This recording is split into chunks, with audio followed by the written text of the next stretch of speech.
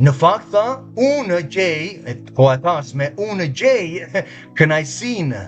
Kur ai shkrojti në Romakëve, që mësandaj e dimë që ishte një strukturë e Efesianëve 2 më vonë për të bashkuar si ata që kishin besuar në Mesia dhe si judenjtë dhe mësandaj kombet.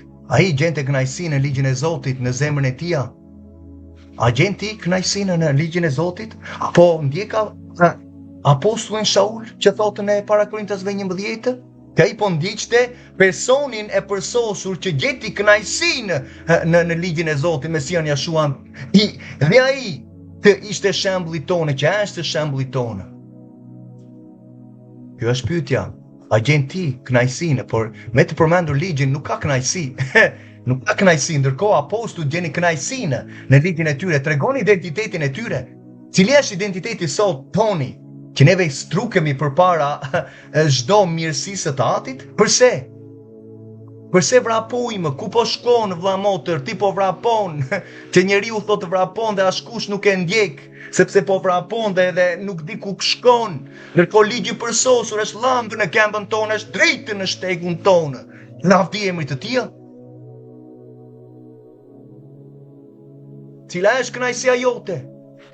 Dishiplizimi, ngrihesh në mëngjes, ku e gjen kënaqësinë? Ai. Një tjetër kënaqësi që ai në këtë rast i shërpente dhe besonte. Ku besonte ai? E gjente kënaqësinë, se për të gjetur kënaqësinë do të besosh diku. Në ligjin dhe në profetët. Dhe po i konfrontonte ligësinë e farisejve në këtë mënyrë. Ku gjente kënaqësinë ai dhe si ecte ai? Duke i bindur ligjit. Apostulli Shauli, njojtur pali nga perëndimi, ku e gjente kënaqësinë, si ecte ai bindur ndaj kujt? Dishiplizimi i tij, dishiplizimi tonë është rëndësia jetësore.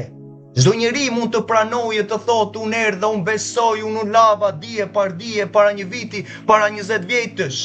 Dhe që ti duhet pagëzohesh dhe po të duash të pagëzohesh këtë vit në pagëzimin e vërtetë që apostujt ai u pagëzua në emër të Jashuas të vërtetë që nuk eci në palishmëri. Dhe po të duash të pagëzohesh këtë për të marrë dhuratën e frymës së shenjtë, je besimi katolik, ortodoks, ungjillor,